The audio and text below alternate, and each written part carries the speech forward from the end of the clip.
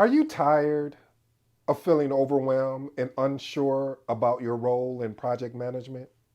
Do you dream of becoming confident, a successful project manager, but don't know where to start? Buckle up, family.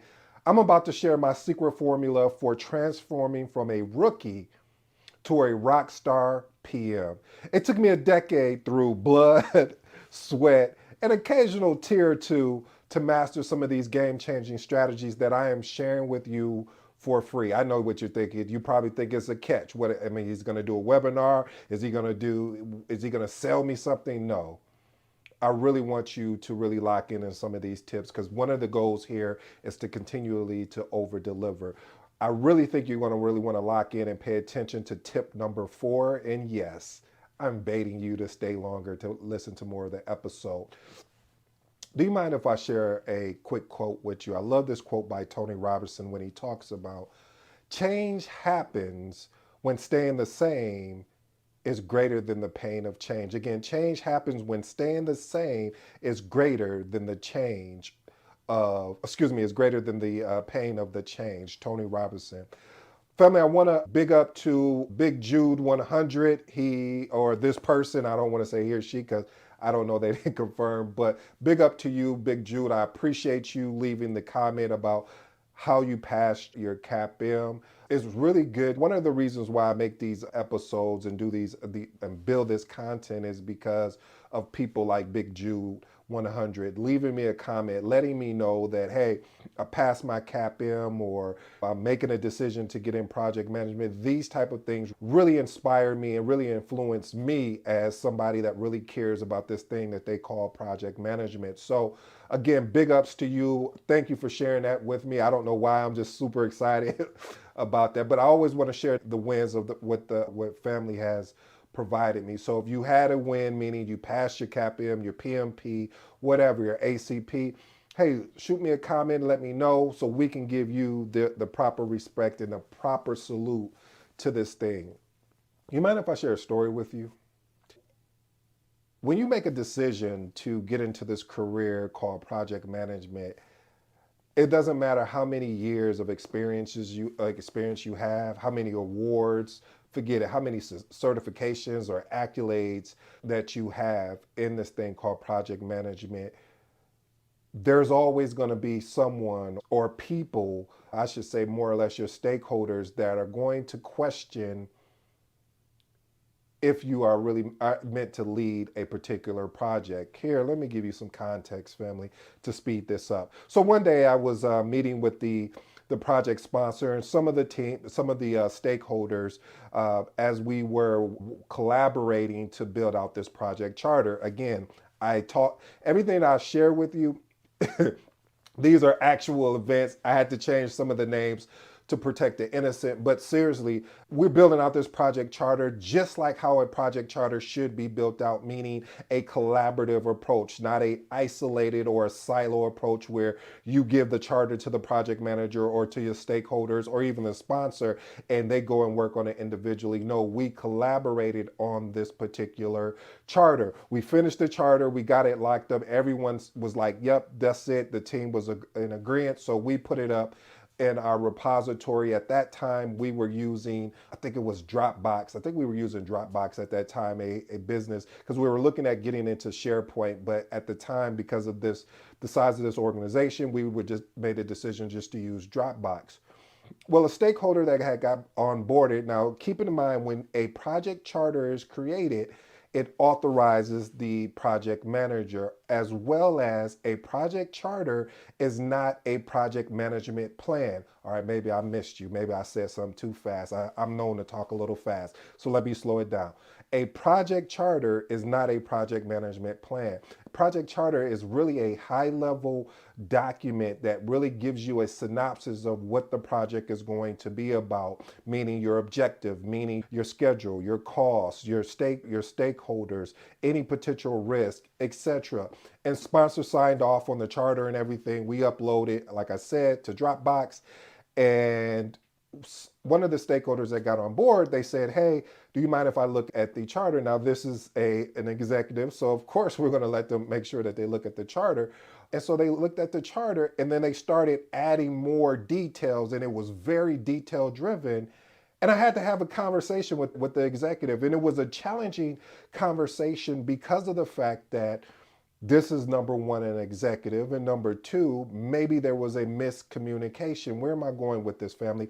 Where I'm going with it is that there's a lot of times, reason why it's important to build confidence as a project manager, because you may have these difficult conversations, or I should say, as the book Crucial Conversations says, crucial, we maybe have some of these crucial conversations with people that are above us, below us, or wherever you want to point the kingdom.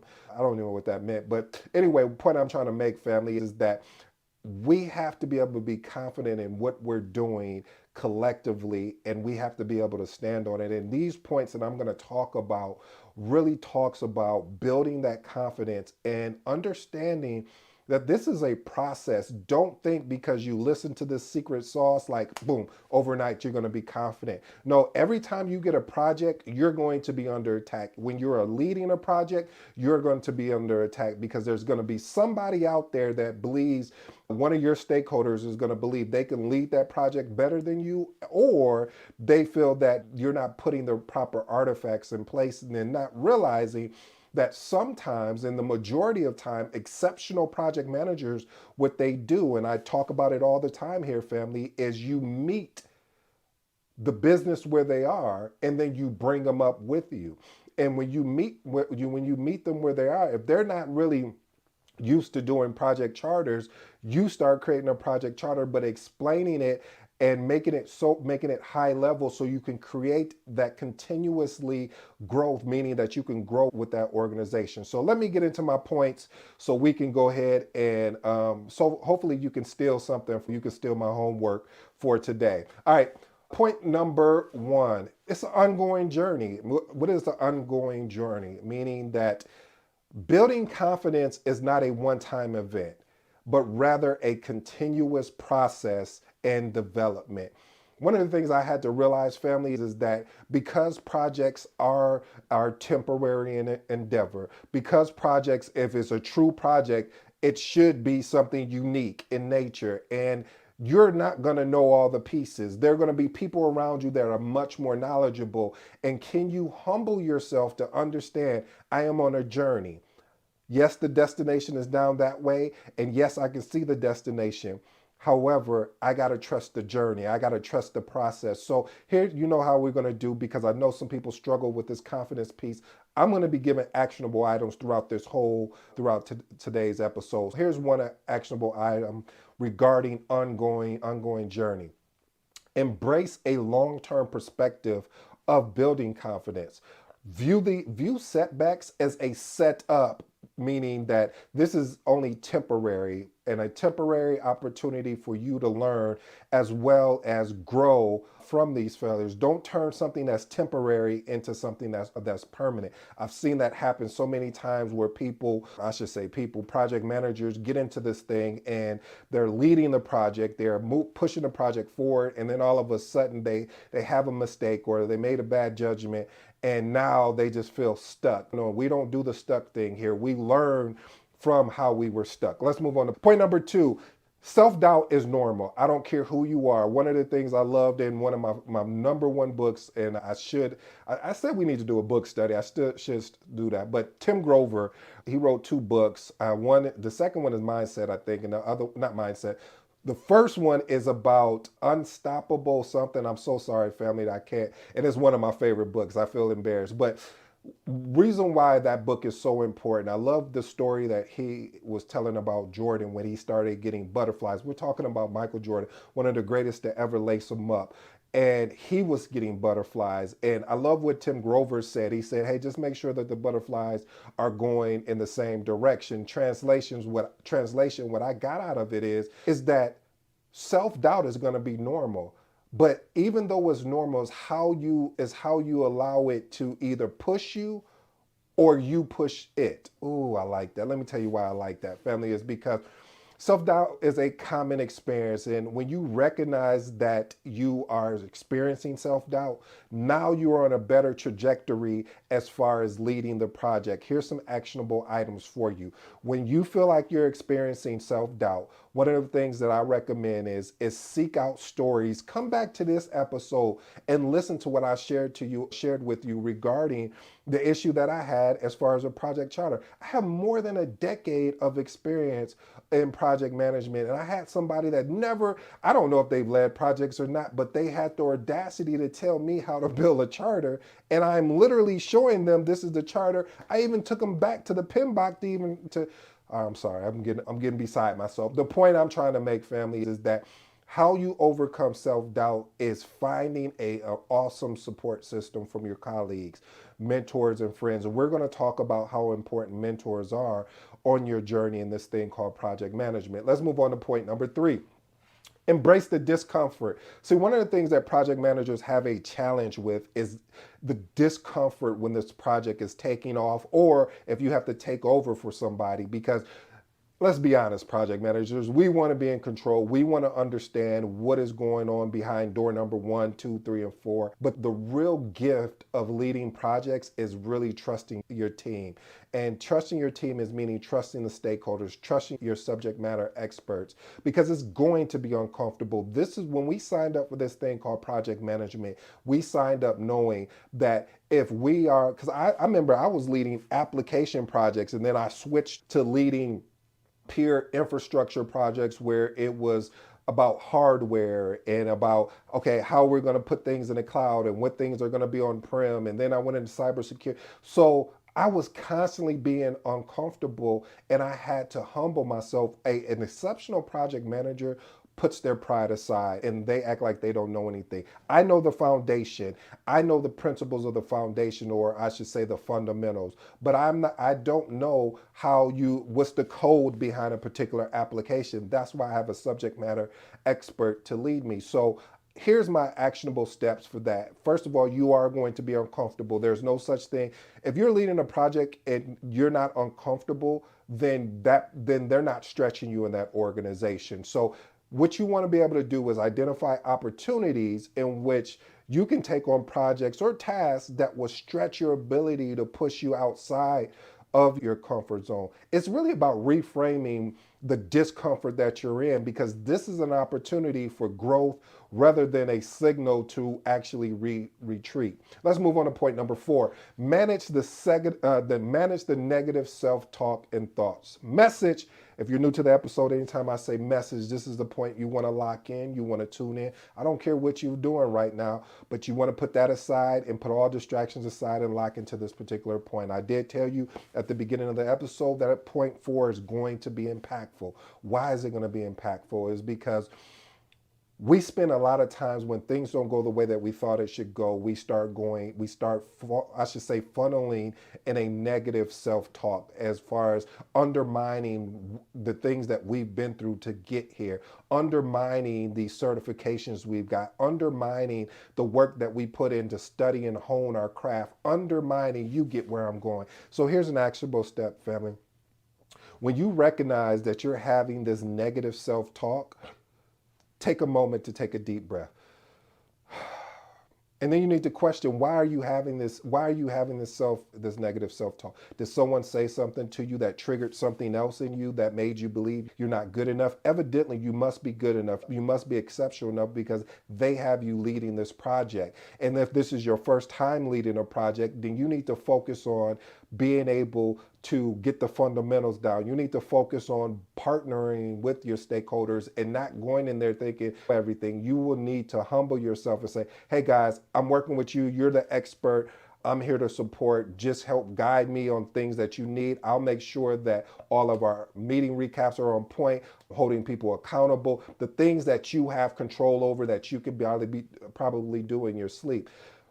And also, most of all, you want to be able to replace that negative talk with compassion. You got to have compassion for yourself, especially my newbies out there. Listen, You're not going to know everything in 24 hours. You're not going to know everything in a month, a year, 2 years. It's a growing opportunity. So treat mistakes and knowledge gaps as opportunities to learn and develop rather than reflection of your intelligence. I see that happen. I remember I was talking to a project manager. I just don't feel like I'm smart enough. And I'm like, who told you this? This stakeholder was like, I should have known such and such. This is what they do day in and day out as far as their role. That's why they're the subject matter expert. Now move them into your thing where you talk about the PMBOK and see how they hold up and see how they stand. Sometimes you forget about that. See, one thing about a project manager, we have a universal approach to how we lead project management. This is why the PMBOK, which is a standard guide, the reason why the PMBOK is there because it's a standard guide to help you lead projects. That doesn't mean that you need to use everything in the PMBOK, but it allows you to pull from there. So start reading your PMBOK, start understanding what are the artifacts, what are some of the things that I need to be privy to as far as important artifacts that I could be using, i.e. a project charter, a project management plan, a schedule. You get where I'm going with this. All right, point number 5, understand confidence is not perfection. Listen, family, don't get caught up in thinking that I'm not perfect enough. Yeah, because sometimes you can get caught up in I'm not perfect enough. Then when you fall into that I'm not perfect enough or I need to be perfect, then you start having confidence conflicts. Ooh, I like that. Confidence conflicts looks like where more or less you're not even believing in your capabilities. You're not even believing that you have the resilience to move forward. Here are some actionable items. Redefine your understanding of confidence as a trust in your ability to navigate challenges rather than a requirement for perfection. Okay, you don't like that one. Here's another one I got for you. How about you reflect on past challenges you've overcome and the skills and the strength you need that you use to get past it? All right, family, let's move on to point number 6. Ask clarification or further explanation. One of the things I had struggled with at first is that when I first got in this thing that they call project management, is I struggled with asking for clarification and further explanation because I was like, I don't want to come across, I don't know what I'm talking about, but I did know what I was talking about. So why I didn't ask? So that was a pride thing. So I had to work through that. And so I want, especially all my newbies and even some of my seasoned project managers, we need to ask a lot of questions. I don't care how seasoned you are, you should be always asking clarifying questions and getting further explanation because you might be the one that's in front of the executive that's going to have to explain. So why did you guys make the change here? And you need to be able to articulate based on what the team has told you. So here's some actionable steps. Normalize asking questions and seeking clarifications as a regular part of your work process. Reframe, I should say, asking for help as a strength rather than a weakness, which is crazy to me that I even bought into that doctrine that me asking for clarification or further explanation that's made me a weak PM. No, that made me a strong PM because now the curiosity is moving. Now, once they answer that question, I start asking deeper questions so I can get a better grasp of what's going on. Let's move on to point number 7. Cultivate, like I talked about earlier, a curious mindset. Listen, the minute when you don't know something and actively seeking to learn really will demonstrate confidence and a commitment to growth. Here's some actionable steps for you, family. Embrace a beginner's mindset and approach new situations with openness and curiosity. This is going to set you apart. If you stayed this long, this is one of the things that's going to set you apart. And again, making sure you ask those clarifying questions, pick up books, articles, listen to episodes like this, come back, listen to it multiple times, download it. I don't care. This is going to be helpful for your career. Let's move on to point number 8. Understand that confidence is a skill that can be developed over time. Listen, confidence is not an innate trait, rather a skill that is required to cultivate and improve upon consistent effort with the right approach, basically deliberate practice. Here's some actionable items. Identify areas where you lack confidence, whether you lack confidence in your meetings. You lack confidence in composing an email. Identify those areas. Just be honest with yourself. If you say, hey, anytime I get on the call with an executive, I just can't really get out what I want to say. And then you got to figure out why. Did something happen previously, or are you looking at a position, you're looking at a title and feel like, oh, I can't have that conversation with them? You have to figure out what that why is. And if you need further help, hey, you know how to find me. I'm right here. Also, set small and achievable goals for yourself. And can we track these goals, please? Or I should say, track the progress and build confidence incrementally. I have one bonus for you, family, because I know I kept you guys longer than supposed to, but because of the story I told, but you already know what I'm going to tell you. Seek out a mentor.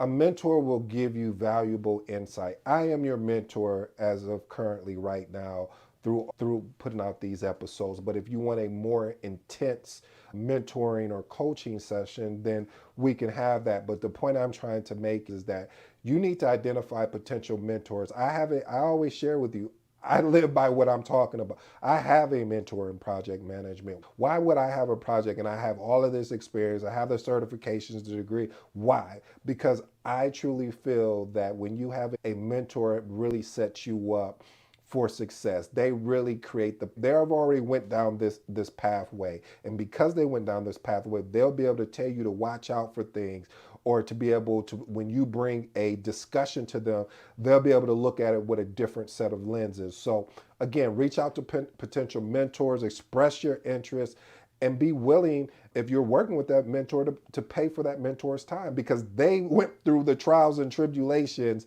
and the pain, so you don't have to go through it. So make it worth their time and effort. Here's my 3 closing remarks, family. Number one, of course, I'm always going to talk about managing that negative self-talk.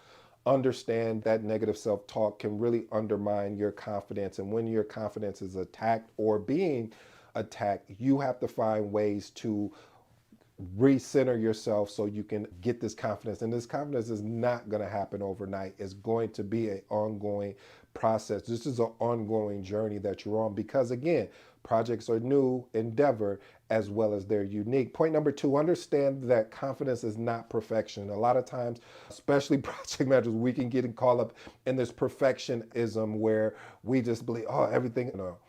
Confidence is what you want to be able to understand is that confidence has nothing to do with about being perfection. What it does have to do with is saying, admitting that, hey, I don't have enough information to answer that accurately, so I need to work with the team to get the correct answer. That's true confidence, of putting your pride aside and collaborating with the team. And my last and final one is embrace the discomfort. Listen, on this journey to being a project manager, or if you're already a project manager, this is not going to be an easy ride. This is not going to be something that is going to happen within a year, 2 years, 5 years. I wish I could tell you that every project you pick up won't make you uncomfortable, but it will, because of the fact, again, looking at the base root of the definition for a project, it is a unique endeavor and it's temporary. So those two, that alone just says, hey, I don't know what I'm getting into until I actually start leading a project. So family, I hope you enjoyed today's episode.